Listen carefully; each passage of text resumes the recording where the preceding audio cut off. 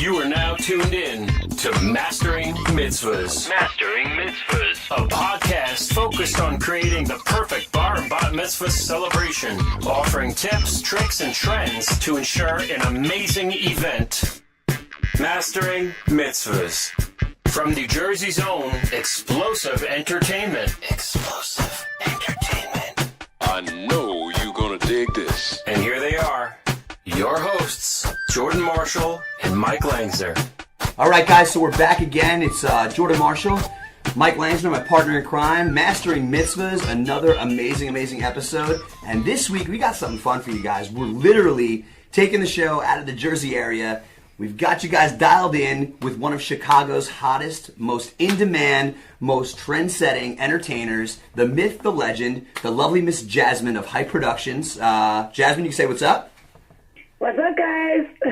Nice, and we got her kind of via satellite right here, so tuning in with us this week. And thank you so much for giving Mike and I the time, and we're excited to chat with you. This is actually such an honor for us, Jazz, because you're one of the people in the industry we truly look up to and admire. 100. There's been many times where our team is just like, not doing it right for some reason, and as amazing as they are, we're like, here, just watch this, because this is what it looks like when it's done to a T. You guys are incredible. Well, I appreciate that. Thank you. So for the listeners, why don't you give us a little idea of your background, how you got started, and what the scoop is? So I have been in this industry quite a while, and I started when I was 18. I had a friend who was a dancer at bar and bat mitzvahs for a company that they needed an extra dancer last minute, and asked if I could fill in to hand out party favors. And I was like, sure. So I literally got paid $50 to go hand out glow necklaces and sunglasses and plastic gangster hats at a party as a favor just to help people out. And the next weekend they needed another person. Can you be a dancer this time and not just hand out the favors? Sure, not a problem.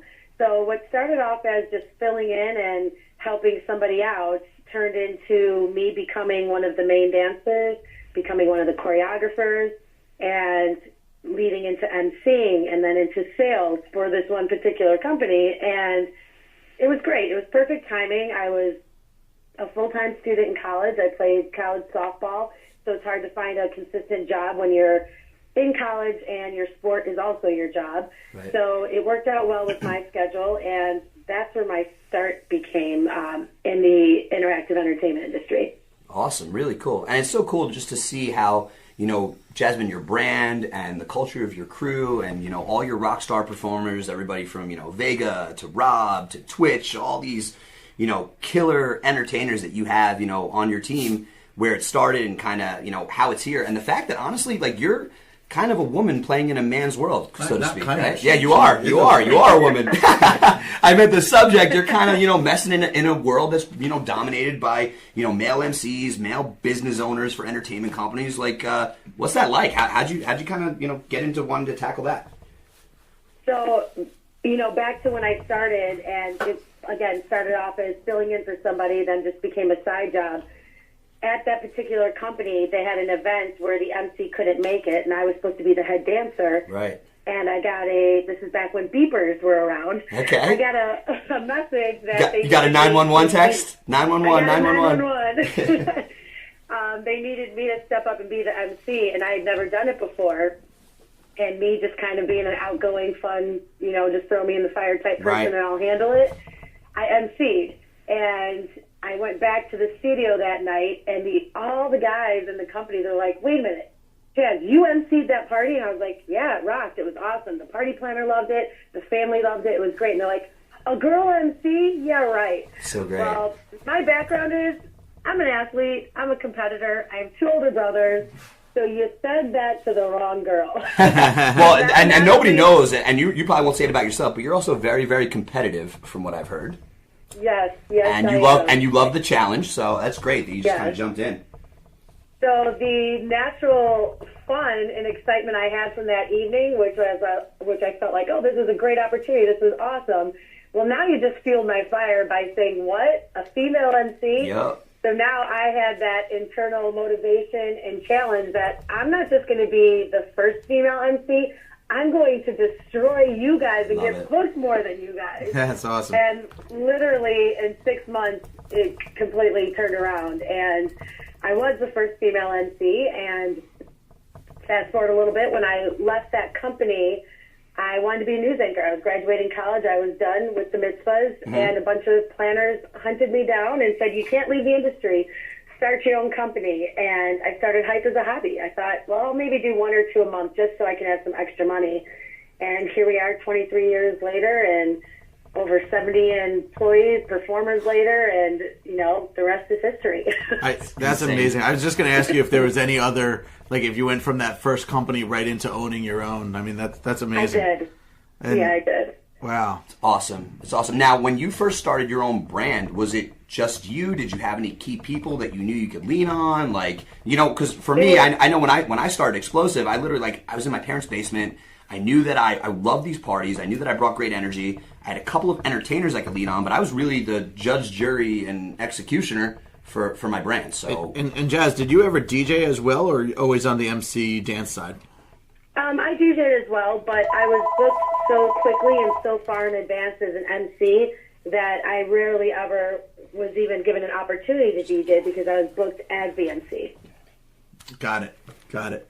And yes, I was pretty much a one-person show. I was the only MC, and just being in the entertainment industry, because my parents have also always been in the entertainment industry, I had friends that I quickly trained how to be a mitzvah DJ and how to be mitzvah dancers, and it was really myself and 3 other people. That's how Hype Productions started. What did your parents do? I'm curious. Well, my mom used to be a dance choreographer, and my dad, outside of his regular full-time job at a paint factory, he was also in theater. My parents were in theater. My dad was a vocal instructor. He used to sing in a doo-wop group. So cool. So I've always been around music and entertainment. stuff's pumping in your blood. Yeah, just on a different side of it, more the theater side of it. And, so when I started Hype, it was literally, hey, a couple of, other people I grew up with who also were around entertainment their whole lives. Let's just do this. Let's make, some extra money a couple times a month. And so quickly, it was the second week of October when I did my first event. And literally by the first week of November, I realized I don't think I'm going to go be a news anchor now because the phone has not stopped ringing just after 2 weeks of being Hype. And I'm a believer in baby steps. I think you take baby steps, you perfect it, and then you decide what your next step is going to be. And very quickly, my decision was, once a year, I'm going to grow. I'm going to grow this business in a giant step, but I'm going to take an entire year to perfect that step. And before I bite off too much more than I can chew, I wanted to make sure that every angle and every possibility it really became a well-oiled machine every step of the way. And so quickly after year 1 of me being the only MC, one of those original dancers became my second MC. A year later, another MC. So I slowly built not just the foundation of our brand, but really just who we were as individuals. We grew so quickly, not just because we were friends, but now we were working together as entertainers, and it was a whole different element of family.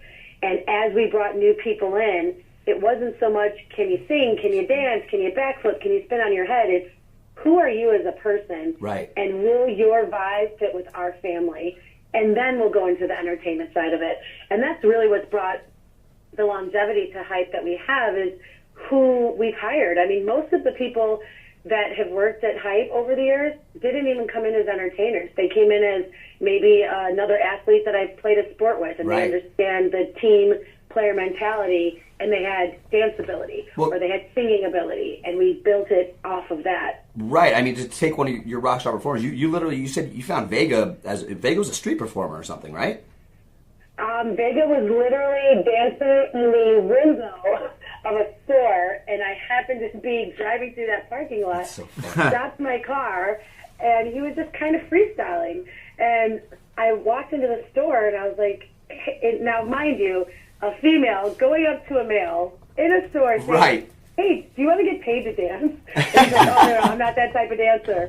And I was like, you are an incredible dancer. I would really like to talk to you further about Hype Productions.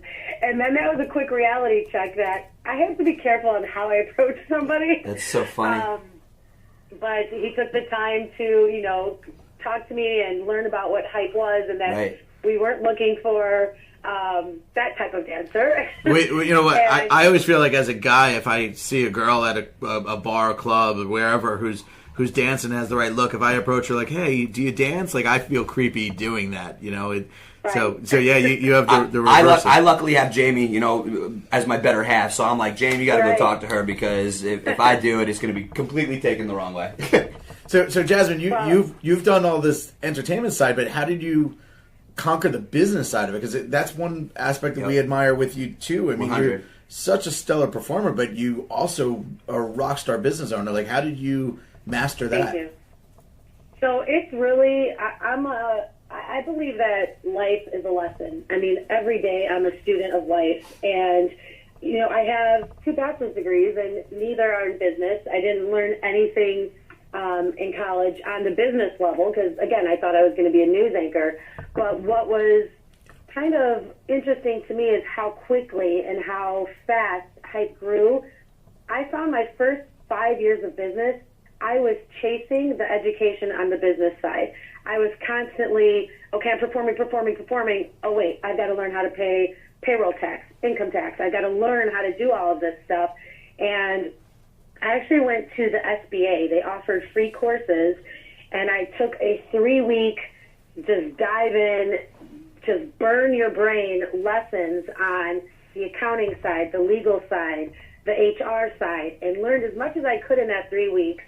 And also I found an amazing CPA, an amazing attorney, amazing insurance agent, and I have my original 3 people from 23 years ago. This is like real entrepreneur stuff. Yeah, it's insane, because all I had to do was memorize Mike's phone number, because all that stuff that you just taught yourself, I'm like, there's no way. So I'm like, Mike, I need you. So I'm very, in our neck of the woods, I'm super, super humbled by him. He helps me out on that end, but it's just so cool to see how, like, you're just taking all these things, like, from being a woman in a man's industry, so to speak, business owner, performer, like, you literally do it all. It's awesome. It's really so cool to look up to. It's great. Is there any work and home life balance? Yeah.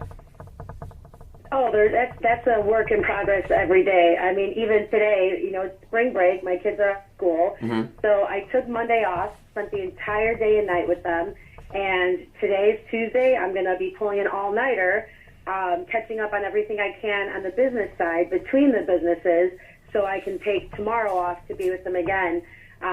It's a well-accepted, and I love having this balance. I think by nature I'm a go-getter. I like to be busy. I like to be on the move and do things. I'm not one to sit still. And so I like the personal challenge of the balance, because I like competing with myself. And can I be a better mother? Can I be a better wife?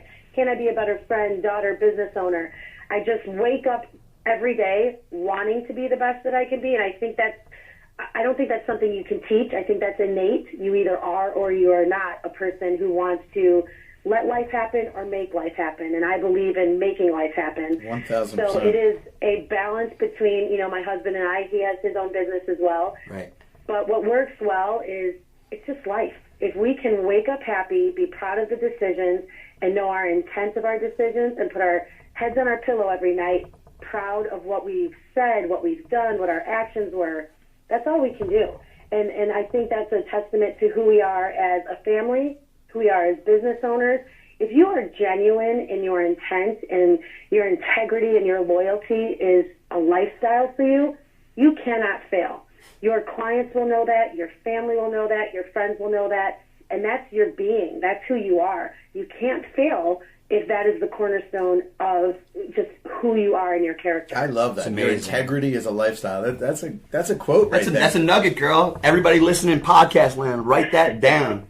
That's what's up. And you know what the funny thing is too, Jazz, that now this isn't like when people say you go to the office, I don't want to air out everything just yet. We're going to talk about it in just a second. Obviously, your spot Loft 21 and obviously your company, but you're all over Illinois to do your appointments and your consults and your parties. It's literally not just like it's in one place, right?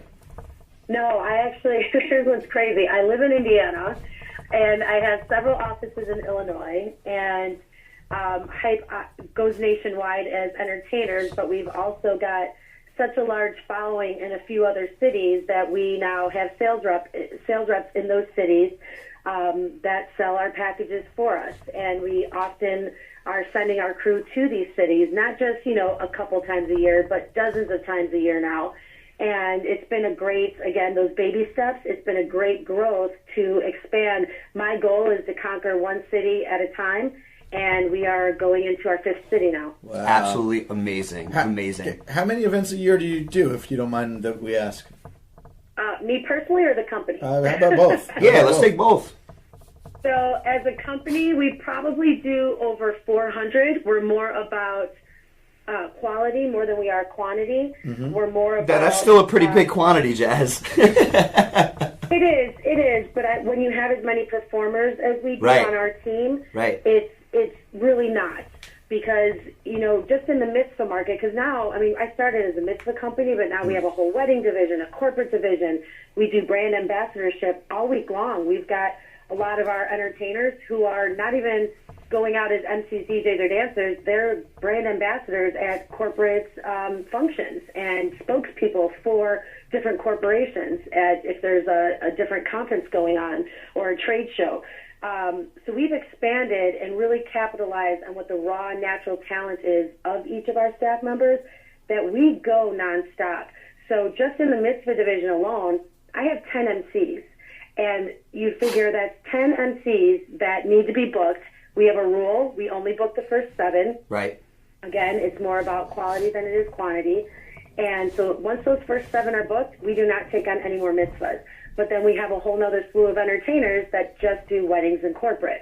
So for me to say 400 events, while that seems like a large number, that's what our sweet spot is. We have learned that we don't want to be doing 10 events a weekend anymore.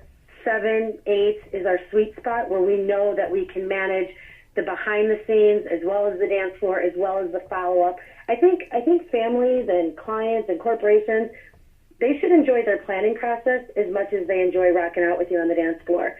And the experience starts in that first phone call. And if you are overloading yourself with too many events, it is impossible for you to genuinely give that TLC and sincere hand-holding to each client that hires you.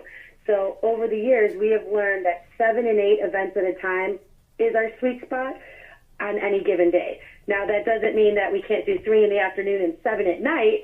Right.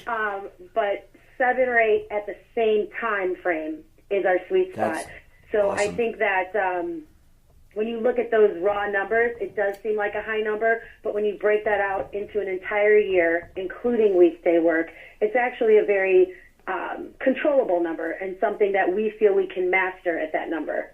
Love that. That's great. So you're in several different cities. Do you see a different like style of parties from city to city? Like, your primary market is Chicago, right? Yes. So how does Chicago do? On the East Coast, it's a completely different performance than when we're in the Midwest or we're in the West Coast or when we go south. Oddly enough, the last 4 years, Louisville has been like a grand slam for us. In fact, last fall we had 3 events in Louisville in the same weekend. So I literally sent 12 people, and they stayed the whole weekend there because we had 3 events going on at different times. But yeah, we change our style. HYPE stands for, the HYP is how you prefer entertainment. So we literally dissect with the clients that hire us and help them figure out what their personal stamp is going to be. And our job as entertainers, we have to be chameleons. If you have the kid who wants to be the center of attention, bouncing off the walls, high-energy club-style party, then we approach that as an entertainer differently than the client who wants more games, less dancing, not necessarily the center of attention, but still wants to feel that love and that excitement in the room. So we as entertainers have to approach that type of event differently. And that's what makes it really fun for us, is that we get to see, not just in Chicago, because in Chicago alone, there's one side of the spectrum to the other with what the style of party is that we're going to do. But now when we travel to different cities, like you go to the East Coast, where EE, all that extra entertainment stuff, Yes. is great in Chicago, it's only used for cocktail hour, then it shuts down and it's dance party. You go to the East Coast, all of our EE is open the entire party. Mm-hmm. Yep. So Yeah, it's a the very extras. different style. Yes. Which adds to the challenge of performing, too. Correct. Oh, definitely. And, there's a difference in the kids, too. The kids here in Chicago might be going to 3 or 4 parties a weekend if you're from one town, but the very next town over, they might be going to one a month. And then in the East Coast, every time we've flown out there, it's nice because we start to build a rapport with the kids that we've seen multiple times. And we can be 3 steps ahead and say, okay, we saw them at this party. Let's switch things up and do it this way for this family. So a lot of our core values in Chicago and how we personalize, because we're heading to different cities over and over again, we're now starting to be able to do that same, create that same momentum of creativity in the other cities. And it's so funny to see the kids, we'll do an event in Louisville, and these kids think, doing the cha-cha slide is still really cool. Mm-hmm. I haven't done a line dance in Chicago in 10 years. Nobody does line dance. Well, you know what it is, though, too? I mean, I'm sure you guys make it the coolest cha-cha slide that anybody's ever seen. So it's the combination of the brand, Sure. putting that onto the guests, too.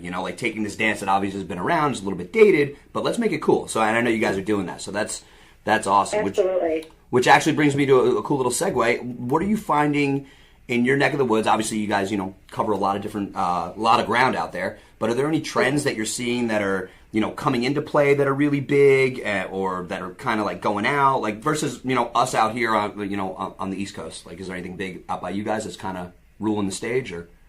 Yes, I think people are looking for more of the flair, more of the fun pow. I call it the pow, the wow factor, something that's going to make your party different.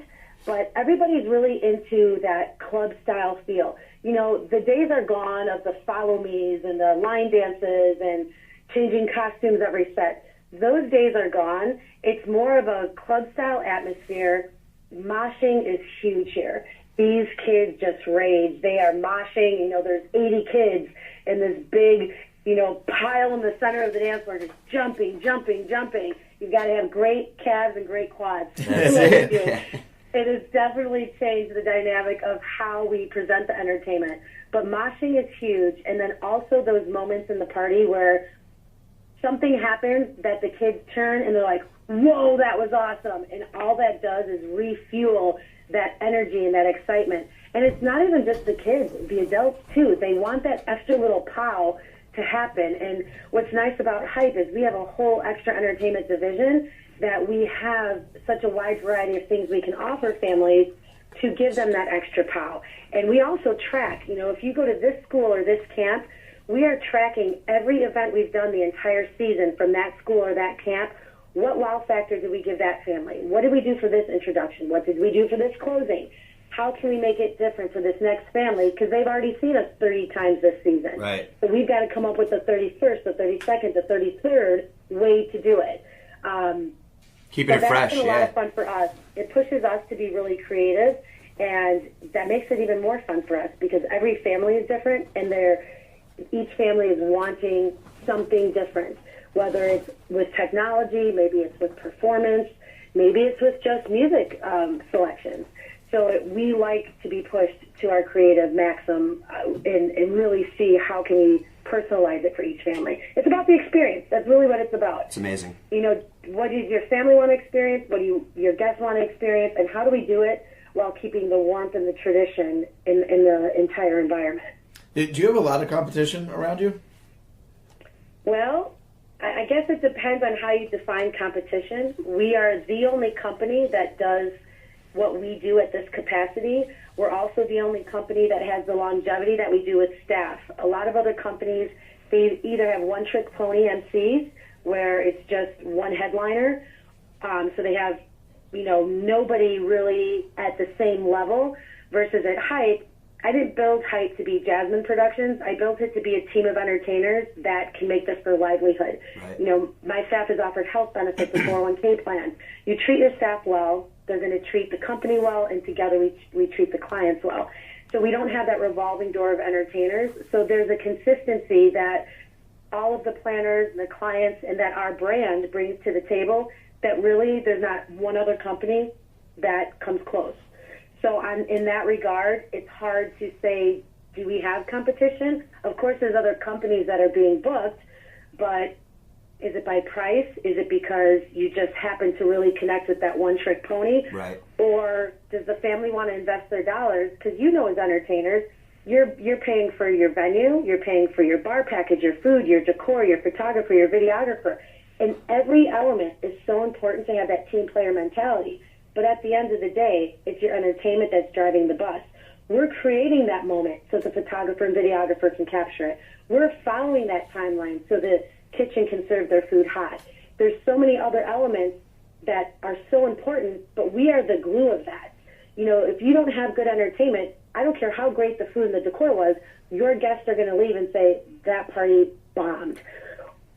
So we are kind of the glue in that, and I believe that a lot of other companies miss the mark, and they come in with an ego versus the mentality of, hey, we're a team player. We're going to get that horror chair shot for you. We're going to make sure everyone's in the room when we do the blessings or the montage or whatever extra ceremonial thing that's happening. And I know by feedback of clients, I know by feedback of other vendors, and especially the planners, that there's not another company that's crossing the T's and dotting the I's the way that we do. Well, congratulations. That's awesome. Really, really good stuff, Jasmine. That's amazing, amazing content. Thank you. I want to change gears. Xplosive and Jordan and I, we showcase all the time. I mean, it's probably we do somewhere between 10 and 15 mitzvah showcases per year, which is a lot. Wow. And then we have, somewhere around 20 to 30 bridal shows. And we're developing a lot of the showcases internally here, us alone. That's great. Do you just do your one big one a year? Or do you have others? And then I also want you to give some tips or suggestions to families that attend showcases. How do they maximize their experience? Yes. So we do our one big showcase a year that we produce. We are the Xplosive Entertainment, and then we only have one or two from each category of vendors that we know the families will need to hire. And my philosophy is, back when I started Hype and they had all these different mitzvah showcases, it felt like a meat market. And I noticed families being turned off. Everywhere you go, you're looking for a photographer, you're looking for a DJ, you're looking for a band. It was this meat market, and that's just not who I am as a person, and it didn't feel like that was our culture. That wasn't we didn't fit there. And for a time there, we had to do it just because we were building a brand. Right. But I noticed over the years that, that's not really who we are. And if we're going to step out of the box, which is what we do at our events, and we're really going to be our own entity, let's do our own showcase. Let's do it our way so that families are coming and are having an experience. They're not just there to, collect 10 different DJs, 10 different photographers' information. Come and have an experience with us. In the meantime, we've got plenty of vendors and caterers to educate you along the way within your process, but give them an experience. Because I think if people are having a good time, they're open to learning more, they're open to understanding more, and they're more open to, I get it. This is what I need to do to make my party a great celebration. Versus, quickly, let me run through every aisle and get everybody's information, and then I'll do my homework and my research. I don't think people want that experience. They want to come, have a good time, be educated, learn some ideas that they can do to personalize their party. And if the vendor is giving a great deal, if you sign right then and there, that's a bonus. Take advantage of that. And so for us, our one showcase a year has been huge. And our one showcase ends up being larger and more successful than all of these other, what I call them, meat market showcases have been. And I have a lot of vendors saying, Jazz, how can I get your showcase? How can I get in it? You can't. Right. So what about the listener? Showcase. What about the parent or the family that's attending? What are some tips for them? Should they plan on spending the day? Should they come with a notepad? Imagine you're giving advice to somebody who's never attended one of these before. Sure. It's 3 hours long. We have plenty of food, open bar, every EE thing that we offer. all of the vendors, and again, remember, it's more boutique style, so there's only one or two from each category. Right. Everyone knows going in, do not hustle these families. Be there to be a resource for them and to give them a great experience. So we blatantly, in our marketing, we tell parents, come ready to talk, but let your kids run free. It is an indoor sensory overload festival of dancing and games and something for everybody. And don't bring your kid by themselves. Bring friends with them, because once you let them run free, they're going to have more fun with their friends, which changes their experience. And it also gives the parents the opportunity to really just say, hey, you know, Mr. and Mrs. Photographer, hey, Mr. and Mrs. DJ, can you tell me a little bit more what you can provide for us if we were to hire you? So there's more talk time for the parents with a great cocktail and some great food. And there's more fun time for the kids to run around, have all the cotton candy and the sugar and win the prizes, play the games. So it's a totally different, calculated experience for the parents to have versus what the kids will have. And we give those tips to everybody who RSVPs to our event because we want them to maximize that experience. Of course, the end game, we want them to hire Hype as their entertainment. We want them to choose Loft 21 as their venue. But even if they don't, come spend your afternoon with us. Have a good time. And if something here helped you better develop your party, we won. We all win. It's a win-win for everybody. And that should be the ultimate goal. If you're genuine about your intention to have a client or even a non-client have a successful event, they're still going to appreciate that your showcase helped them find the right people for their event, even if it wasn't your company. Right. And that's awesome. Really, really good stuff. So for those of you guys listening out there, you know, in podcast land, if you guys are familiar with us as the Xplosive brand, if you guys want to see another showcase and get the idea of it being done completely out of this world, we're going to give you guys all of Jasmine's handle stuff at the end of our podcast session today. You guys can check it out. They do tremendous stuff that they put up on their YouTube channel, on their website, and you guys could really see another awesome showcase kind of cultivated, put together, and executed. And just to table into our next segment really quick, Jazz, you had mentioned Loft 21. Why don't you tell everybody what that's all about and how that came about?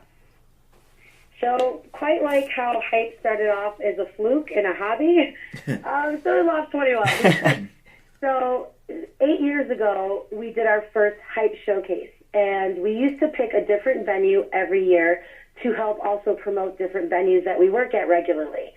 And by year 3, our showcase was attracting over 500 people. It was becoming so large that we couldn't find a venue that could house what we want to do for our showcase. And in the back of my mind, I always thought, all right, someday I'll open my own venue. But there was literally no rush. I have 2 small children. Hype is a well-oiled machine now. I was not in a rush to go down that path. And I had a party planner hunt me down and say, Jazz, why are you not creating your own venue? You're hitting your head on a brick wall trying to find a venue to fit your showcase. Right. Clearly, your brand can sustain itself. The time is now. Open your own venue. And fast forward 12 months, Loft 21 was open. It's amazing. And so really, the success of our showcases for Hype is what drove me to open up my own venue. And really, because as an entertainer traveling nationwide, you've seen and done every type of and style of event. You've seen every type of venue out there. So with my creative brain, I wanted to create a venue that nobody has in no city. Something completely different that could be a blank canvas.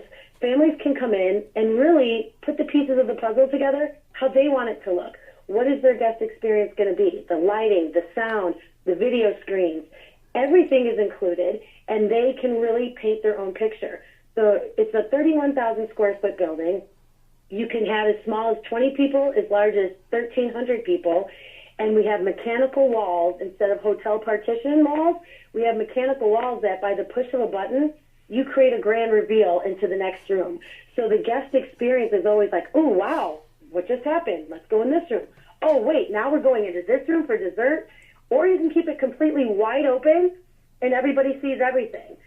We have trap doors in the ceiling, so aerialists can come down. They can serve drinks. They can serve hors d'oeuvres, desserts on the dance floor. There's all the special wow factors, confetti blowers, and cryo machines. It's all there, and it's all on a checklist of things that you can play with. So you as a client can sit down and say, ooh, I'd like to do this for the grand entrance. I'd like to do this at the end of the horror. Oh, let's check this box and do this for the closing song. So it really gives them the opportunity to, if you thought you were able to be creative with hype, now you really get to be creative with your venue. That's amazing. No two parties will ever be the same at Loft 21 because every family is coming in with a different idea. Did you mostly build the facility for mitzvahs, and like, what's your percentage of mitzvahs there? I did not. I built it to be, I think what's really popular in all spectrums of events, corporate, weddings, mitzvahs, charity galas, I think people love that raw feel. So Loft 21 is that raw industrial kind of loft feel, but there's a lot of modern, sexy, polished elements to it. So it is beautiful and modern and polished with that raw, that giant, 24-foot tall brick wall, which people love for their weddings. That being the background of their ceremony or their head table, people love that look. And we're surrounded by natural forest preserves. So when couples come for their, photos, they love, we have walking paths, we have trails, there's ponds back there. So on the outside... Jazz, really quick, how'd you find this spot? I mean, it just sounds like the most perfect spot for anything you could ever imagine in your brain. Like, how'd you come upon this? I had performed at this place many times. It used to be called the Cubby Bear. Okay, so it was already a venue previously. It was a bar. No, okay. It wasn't a venue. It was a bar that would have, cover bands come in and play. Right. And once in a while, people would rent it out for a party. Mm-hmm. So I had been there, but it looked like, the cruddiest sports bar, country-looking bar ever. So when my husband suggested, well, why don't you look at the Cubby Bear? Because I was looking at a lot of other different buildings. I was like, no way. Because in my mind, if I couldn't erase what that looked like and what it smelled like, how was a prospective client going to be able to do that? So I literally wasted 3 months looking at other buildings before finally I gave in and said, all right, let me bring my blueprints in there. Let me stand in the middle of the room. And the first moment I walked in, I went to tears because I'm like, this is it. This is the space. Awesome. I can totally knock down everything in here, keep the shell, and rebuild it. And that's exactly what we did. We literally knocked down every wall, ripped up every floor, and all we kept was the shell. Amazing. Wow. Absolutely amazing. So good. So that's great, Jazz. And just to kind of segue into our last portion of our little cast here today, this is a final thought, the whole big thing. Any tips for, families that are planning primarily a mitzvah, but just a party, a gathering in general, Sure. like just things that they can kind of like look for and how would you kind of beef that up for them? I think families need to forget what everybody else is doing and just really have that heart-to-heart with you and your family. Who are we? What makes us tick? What is fun for us? If it's the wild, crazy, bouncing-off-the-wall dance party, great. Make that happen, but do it because it's a reflection of your family. If it's more intimate and games and poker tables and just literally moving station to station having fun, then do that. It's a one-time shot to make it great. You can't rewind. You can't start over.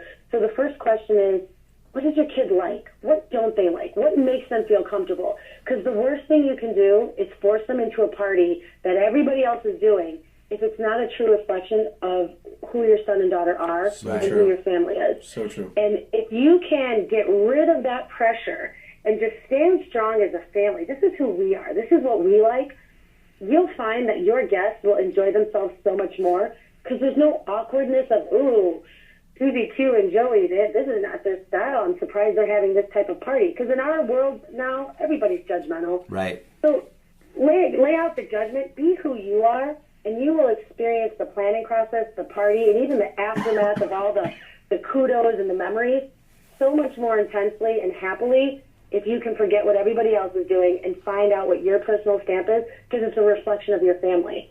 And that's what people remember. Did they feel the warmth? Did they see you truly celebrating? And it was so much fun that they couldn't help themselves but participate in your happiness.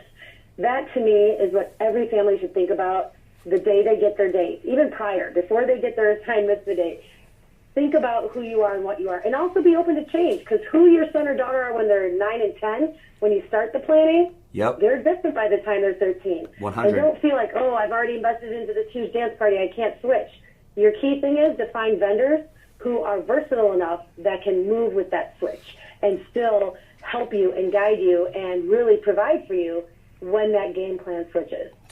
Amazing. Such great information for all you guys listening out there. I hope Mike and I try to keep this podcast to like around 35 minutes. We could talk to Jasmine all day. And Jazz, I have a feeling you're going to be a reoccurring guest on this show, because this is by far the best content that we've had thus far. And it's so great to get it from another beast of a talent, of a business owner, of a venue owner, of a mom, of a wife. I mean, you literally do it all. And when we're over here, Mike and I taking notes as well, that you got some really good stuff. So, I mean, this has been so great, and thank you so much for taking the time. We know your schedule's crazy. So thank you. Happy to spend the time with you guys and give back, and I'm happy to come back again. Yes, amazing. So cool. Amazing. All right, guys, so that's a wrap with the lovely Miss Jasmine of Hype Production, Chicago. And hopefully you guys got some great content. Jasmine, really quick before we go, why don't you give everybody the handles, like how they could find you guys, if they want to, check out some more information, maybe, pick your brain a little bit. What do you got? Our website's hypeproductionsinc.com. Productions is plural, inc.com. And you can reach us on all of our social media from there as well. And even though there's social media with Facebook, Twitter, Instagram, I'm very proud of our social media and the content we put out there educationally for clients, but also even for vendors and people like you guys, friends in other cities who do what we do. We love to share information and ideas with each other, so check out our social media as well. Awesome. Love it. Thank you so much. And we'll actually, guys, for everybody listening, we'll put all of Jasmine's handles into the podcast when we put it out to you guys. And this has been another episode of Mastering Mitzvahs, right, Mikey? Thank you so much, Jasmine. Thank you. Thank you to all the listeners. You guys are awesome, and we'll see you guys again next week.